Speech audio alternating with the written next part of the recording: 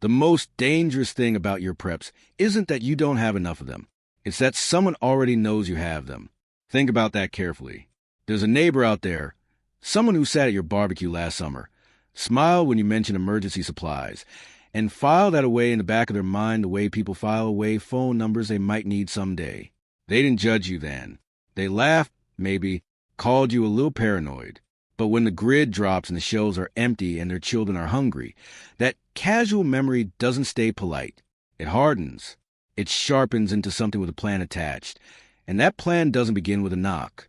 The survival community, not the YouTube cosplayers with a week's worth of freeze-dried meals and matching tactical gear, but the people who study genuine collapse dynamics, who've read through the after-action reports from Bosnia, from Venezuela, from the Rwandan genocide, and the Syrian civil war. Those people have figured out something that nobody on the surface-level preparedness channels will ever tell you, because telling you would violate the rule that keeps it effective.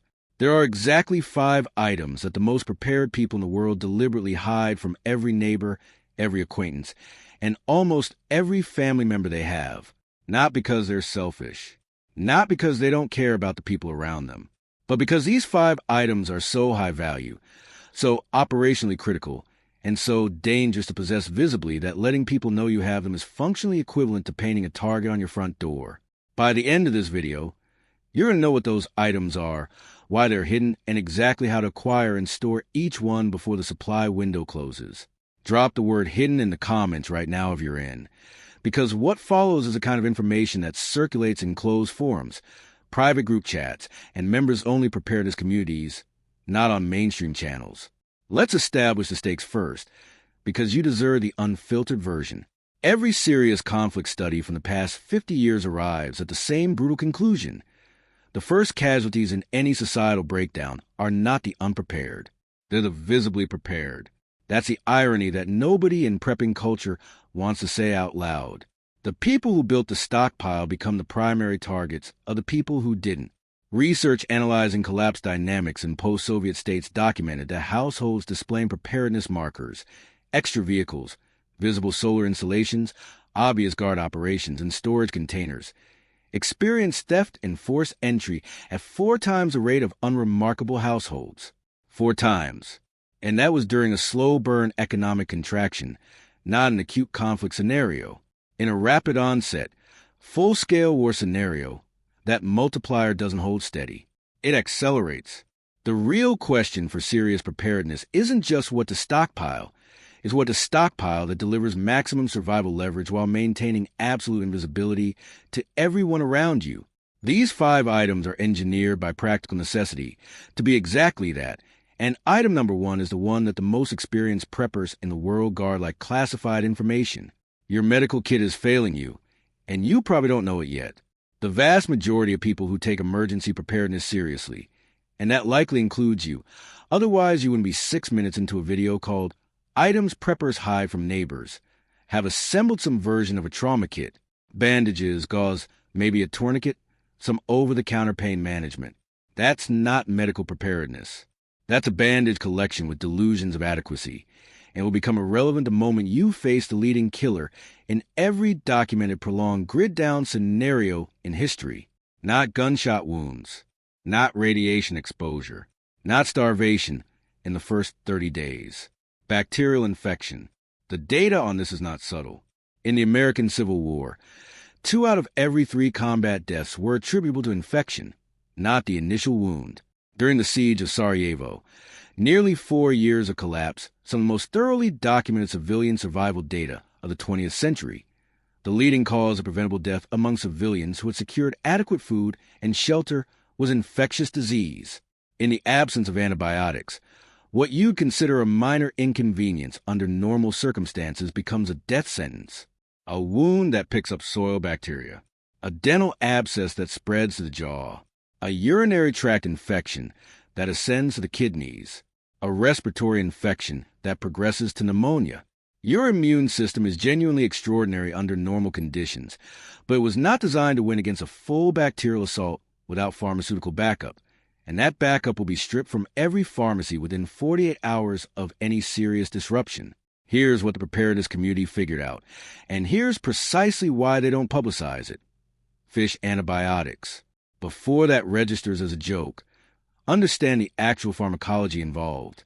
Amoxicillin, ciprofloxacin, doxycycline, and azithromycin, the four broad-spectrum antibiotics that collectively address the overwhelming majority of bacterial infections you'll encounter in a collapse scenario, are sold legally without a prescription as aquatic and avian antibiotics in precisely the same pharmaceutical-grade formulations dispensed in human pharmacies. A peer-reviewed study published in the Journal of the American Pharmacists Association tested commercially available fish antibiotics and found that active ingredient content, purity levels, and dissolution rates were equivalent to human-grade prescription products. The same amoxicillin 500 milligrams capsule a physician prescribes for a sinus infection is sold as Thomas Labs Fishmox 500 milligrams at a fraction of the cost and with no prescription required. The preparedness community has known this for years. Mainstream channels avoid it because of platform liability and the considerable financial pressure pharmaceutical lobbying exerts on what gets discussed publicly. Your target inventory: 3 bottles of amoxicillin 500 milligrams, 2 bottles of ciprofloxacin 500 milligrams, 2 bottles of doxycycline 100 milligrams, and 2 packs of azithromycin 250 milligrams. Store everything in a waterproof container in a cool, dark location. Shelf life runs 4 to 6 years minimum, with some studies showing efficacy well beyond that threshold. The multiplier on this single prep is extraordinary. These 4 antibiotics address skin and soft tissue infections, upper and lower respiratory infections, urinary tract infections, sexually transmitted infections, tick-borne illnesses including Lyme disease, gastrointestinal infections, and post-wound bacterial colonization. You hide this prep because it carries medical authority that makes you a mandatory resource the moment it becomes known, and that role, the neighborhood doctor with finite supplies and infinite demand, is a security liability you cannot afford to carry. But infection requires clean water to prevent, and the way you're storing water right now is quietly setting up your second most critical failure point. 91% of people who identify as emergency preparedness focused have cited water storage as a top priority, and roughly 91% of them are storing it incorrectly, not in terms of volume, but in terms of the fundamental question their storage cannot answer: what happens when it runs out? The standard approach looks like this: 5-gallon jugs in the garage, maybe a 55-gallon drum in the basement, possibly a bathtub ladder as a last resort. And for a 72-hour localized power interruption, that's probably sufficient. But the scenario being discussed here isn't a 3-day outage caused by a storm. It's a scenario where municipal water treatment infrastructure has been deliberately targeted, where the regulatory and operational systems your tap water depends on have either been attacked or simply abandoned, where the water currently sitting in your pipes represents the last treated water you'll have access to for weeks or months. That storage runs out. The only preppers who survive an extended water infrastructure failure are the ones who can produce clean water indefinitely from whatever sources are available to them: rainwater, streams, standing bodies of water, even residential swimming pools. And they accomplish this with tools so compact, inexpensive, and visually unremarkable that nobody in the vicinity has any idea those tools exist. The hidden item is calcium hypochlorite, sold commercially as pool shock in granular form, combined with gravity-fed ceramic filtration system. 1 pound of 73% calcium hypochlorite costs approximately $15 and purifies around 10,000 gallons of water. A family of 4 requires roughly 1 gallon of drinking water per person per day, placing annual drinking water consumption at approximately 1,460 gallons.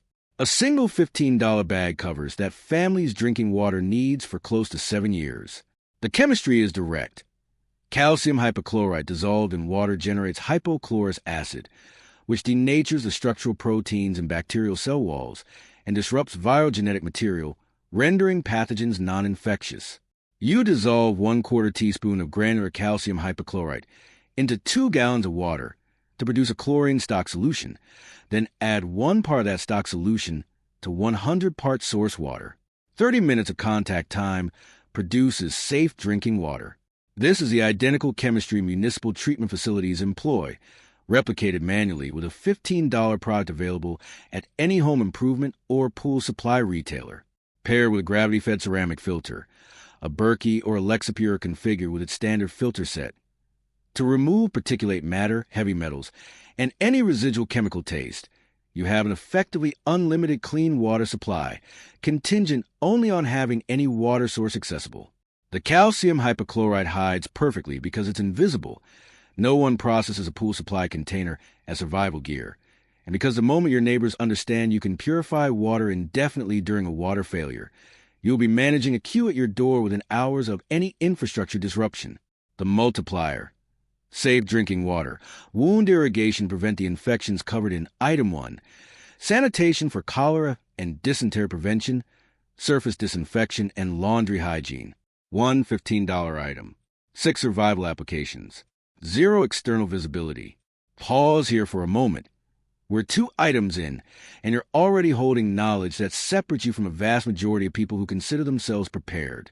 Comment 2 down below if you're still with me, because Item 3 is the one the preparedness community argues about most loudly behind closed doors. The most operationally disciplined preppers treat their radio equipment the way they treat their firearms. Handled quietly, stored carefully, and never discussed with people outside their innermost circle. When the internet goes down in a full-scale conflict scenario, it won't simply go down as it does during a storm. It will be deliberately shut down, selectively jammed, or systematically flooded with coordinated disinformation. Your only reliable access to unfiltered, actionable information is radio frequency transmission. Not your smartphone, not your streaming television, not your Wi-Fi dependent anything. Radio waves. Specifically shortwave frequencies in the amateur radio bands, bounce off the ionosphere and carry transmissions thousands of miles with nothing required beyond a wire antenna and a competent receiver. In every documented major conflict of the past century, from the Second World War to the Falklands, from Desert Storm to Donetsk, the parties maintaining reliable communication and information flow outperformed those operating blind, regardless of supply or force advantage. You can have perfect food storage, perfect water production, perfect trauma medicine capability, and still make a single fatal decision because you lack information about a threat 6 miles away. Intelligence isn't a luxury in a collapse scenario. It is the force multiplier that makes every other element of preparedness more effective. The specific equipment, a mid-range shortwave receiver, the Texan PL-330 or the Eaton Grundig Elite Executive represent the 2 most consistently recommended options in serious preparedness communities.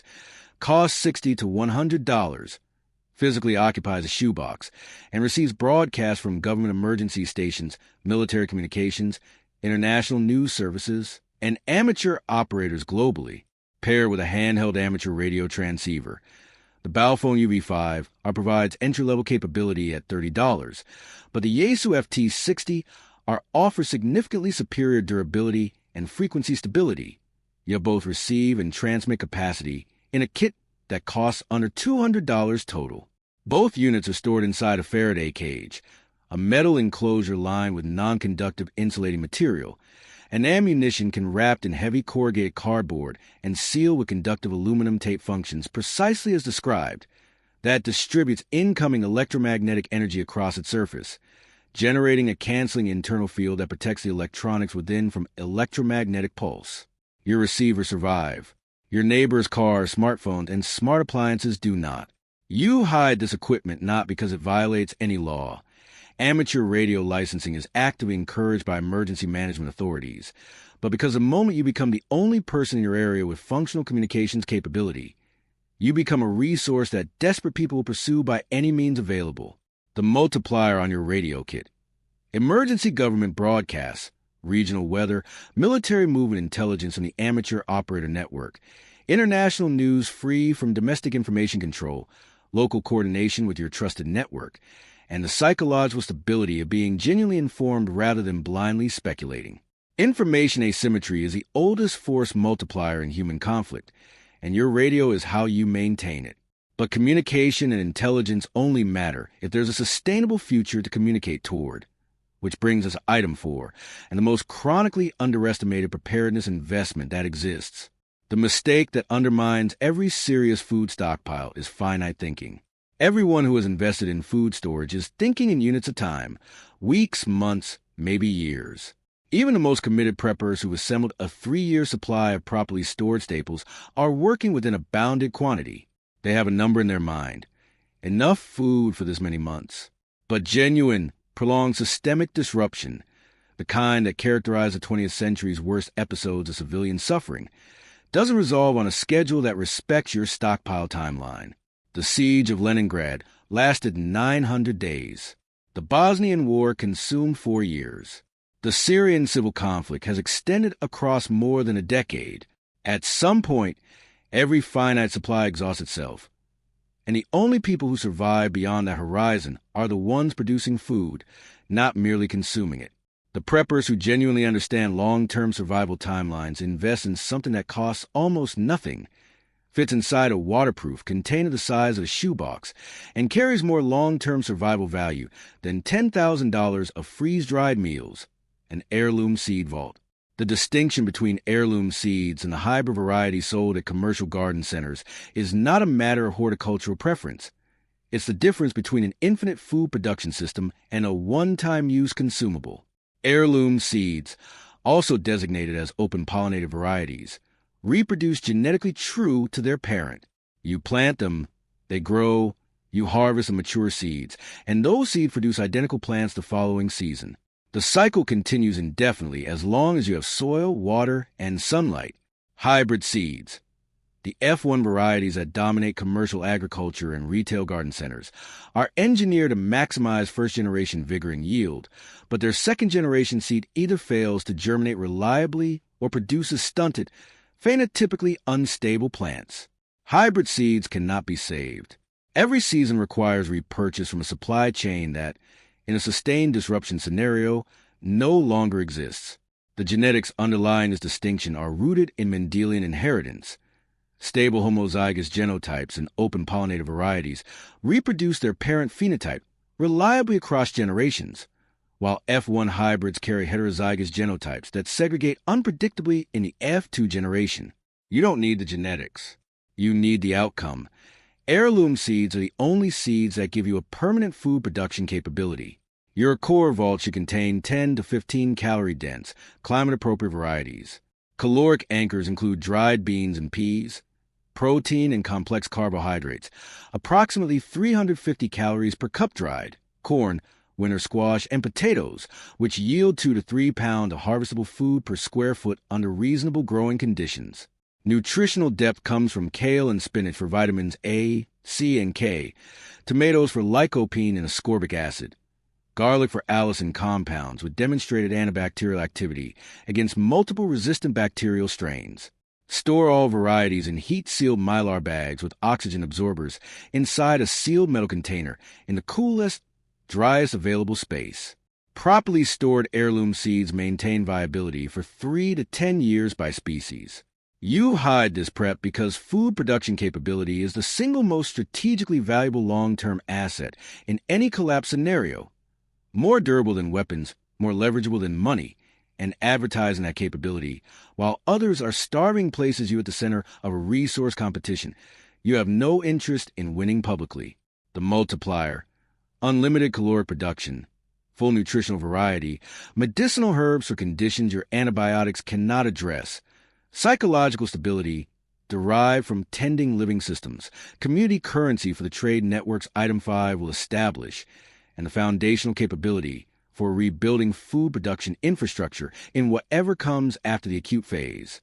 Nothing on this list is more powerful, more invisible, or more systematically ignored by mainstream preparedness culture than a shoebox of seeds. But food production without economic resilience creates a vulnerability at the final, most debated frontier of serious preparedness, which brings us to Item 5 and the conversation the community never fully agrees on. The most common financial preparedness mistake is treating cash as a long-term survival asset. Cash is not wrong. In the early phase of any disruption, when institutional trust hasn't fully collapsed and the psychological belief in currency value remains intact, paper money functions. The first week, the first month, possibly the first 6 months of a serious disruption will see cash operating as a legitimate medium of exchange. But sustained conflict changes the monetary environment with consistency that history records without exception. When a conflict extends, when supply chains fail to recover, when governments print money to finance a war, and every government in recorded history has printed money to finance a prolonged war, the purchasing power of held currency erodes at rates that transform financial preparedness into a study in historical monetary policy. Weimar Germany, 1923. Hyperinflation so severe that workers were paid twice daily, so their wages wouldn't lose value before lunch. Zimbabwe, 2008. $100 trillion notes issued by the central bank. Venezuela, 2018. Annual inflation reaching 80,000%. Fiat currency fails in every prolonged disruption because it is a promise whose value depends entirely on institutional trust. And institutions are precisely what collapse first and recover last. What doesn't fail? What has maintained exchange value across 5,000 years of documented human civilization without exception is intrinsic value currency, physical precious metal, and specifically, the most operationally practical form of silver for a barter economy is pre-1965 United States coinage. Dimes, quarters, and half dollars minted before 1965, which contain 90% silver by metallurgical composition. These are legal tender. They are universally recognizable.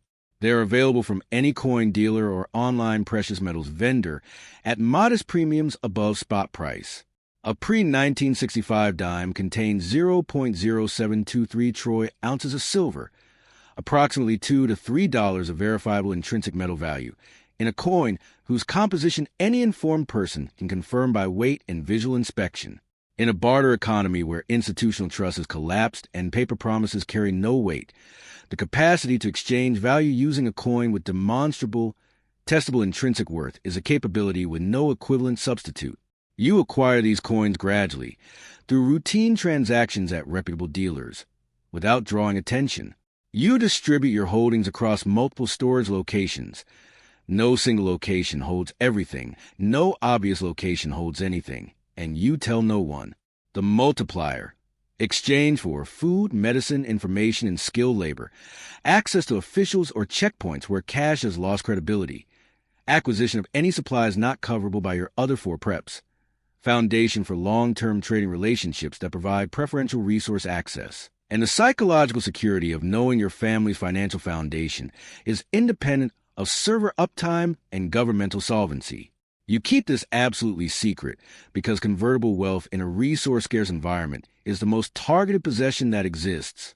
And here's where all 5 hidden items stop being a list and become something far more important. What you now understand, and what the overwhelming majority of people who consider themselves prepared will never fully grasp, is that these 5 items are not independent hacks. They are not a checklist. They are a system, and the system's power derives from the way each element addresses a specific, documented catastrophic failure point that dismantles every other survival strategy: medical capability failure, water production failure, information blackout, food production limitation, and financial erosion under prolonged pressure. Every single item on this list amplifies every other. Your antibiotics keep you alive long enough to grow the seeds. Your water filtration keeps your growing operation productive and your medical protocols effective.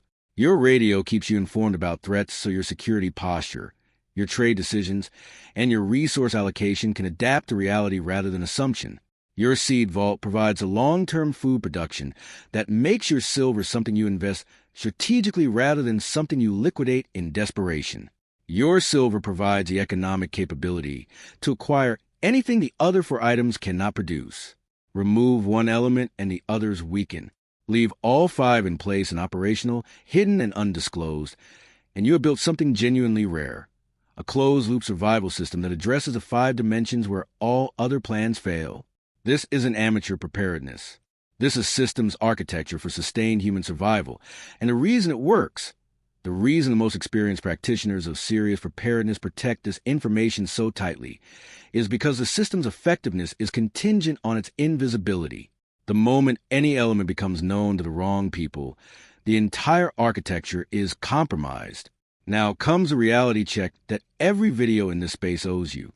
Nothing here is a guarantee. Implementing all 5 of these hidden preps will measurably, substantially increase your household's probability of surviving the first month, the first 6 months, the first year of a genuine, prolonged disruption. But probability is not certainty. There are circumstances that overwhelm even optimal preparation. Overwhelming force, catastrophic geographic exposure, medical emergencies beyond the scope of your kit. What these 5 items do is shift the probability distribution from the side of the survival curve, where most people are clustered to a significantly less crowded, significantly better outcome side.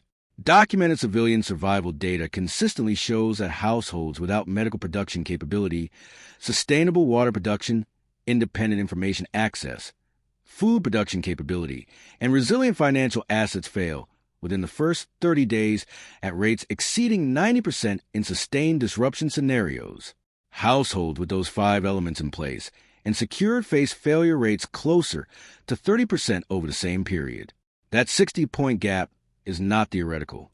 It is the empirical distance between your family story ending in week 1 and your family story continuing indefinitely.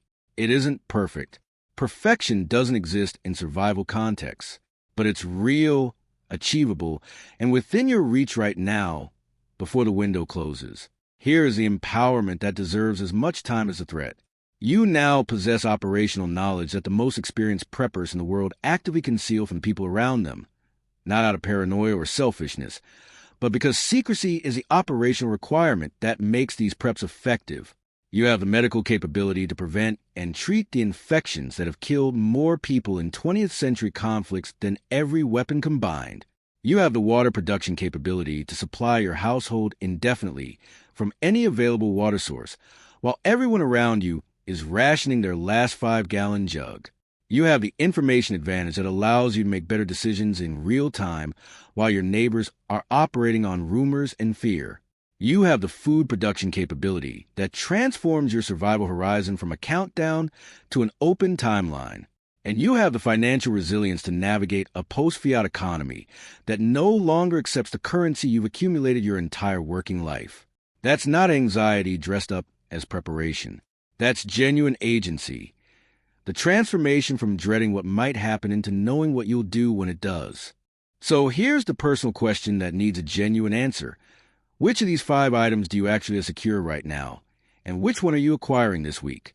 Not eventually. This week. Drop your specific answer in the comments. Tell me which item you're getting first and what's been stopping you from having it already. I read every comment, and I respond to the ones worth responding to. If you think this list is wrong, if you believe there's a 6th item that belongs on it, or that one of these 5 is misranked or overrated, drop that argument below.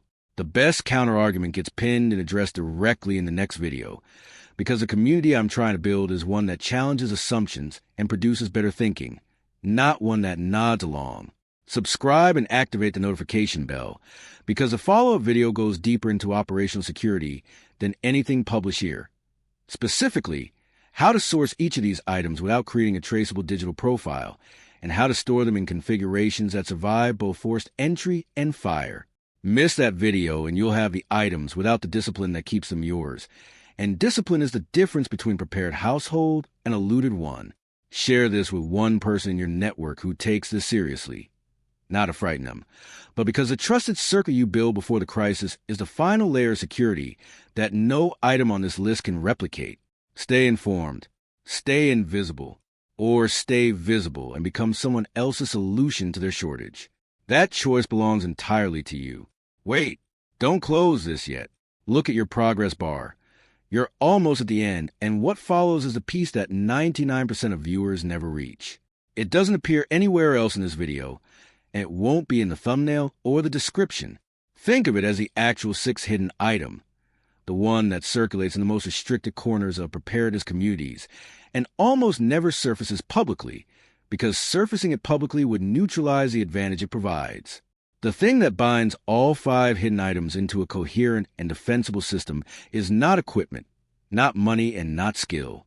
It is a decision made in advance, a pre-committed, clearly defined answer to the question that will surface within the first week of any serious disruption: how you respond when a neighbor, an acquaintance, or a family member directly asks whether you have supplies. The unprepared prepper has no ready answer. They either lie badly, and a bad lie told to a hungry, frightened person is worse than the truth, or they tell too much, and too much information in a resource-scarce environment is a security compromise with compounding consequences. The prepared prepper has already resolved this before the question arises. They know exactly what they're willing to share, with whom, under what specific conditions, and in exchange for what.